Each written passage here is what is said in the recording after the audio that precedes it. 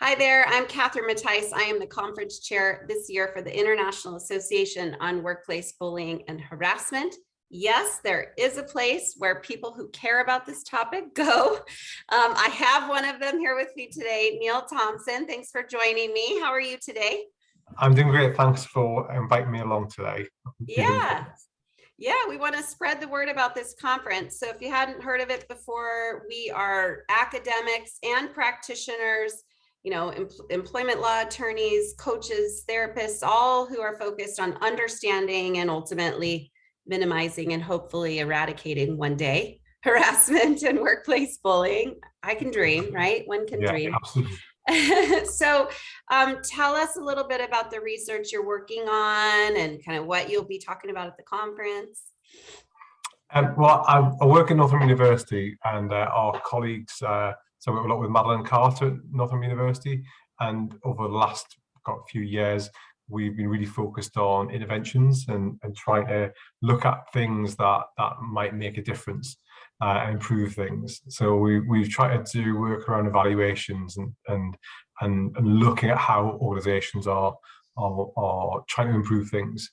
We've also got Charlotte Emerson, who's going to be talking at the conference, and she's a PhD student at Northumbria, and she's doing some great work looking at some of the underlying mechanisms behind how we design interventions. So our real focus is on, we do a lot of work in healthcare, but our real focus is on interventions and trying to make improvements. Yeah, that's I'm excited about all of those because I, of course, am a consultant intervening, and so I'm always interested to hear what we're learning in there. What, without giving away too many nuggets, can you give us maybe one golden nugget of what you're talking about at the conference? Something a grabber.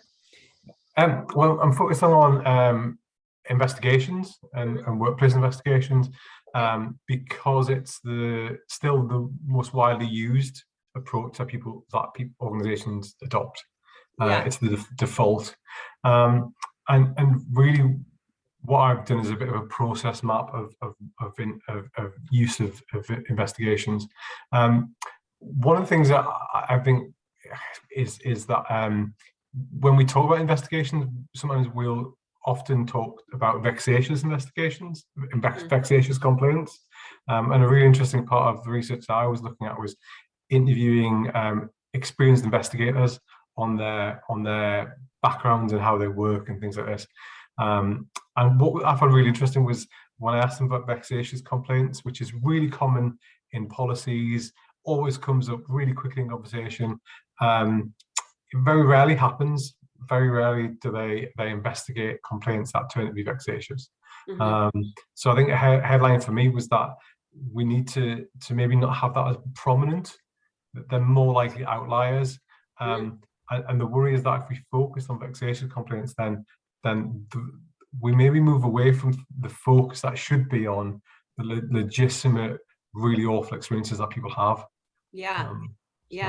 Well, I know there'll be plenty of investigators at the conference and also presenting, and it's challenging in a place like the US where abusive conduct or workplace bullying isn't unlawful. So investigators kind of had to get creative because they still want to understand it and be able to, but it's odd to me that they have to go back to an employer and say, well, it's not unlawful, but you should probably address it. I guess if employers knew to just address it, we wouldn't have this conference, right? I think we're trying to move into this argument of the cost to the employer to make it, sadly, to make it a value to them. When we work in healthcare, the thing that we want to be pushing is the impact on patients. But there's loads of evidence around the cost financially as well. So they're the narratives that we seem to be having to get out now.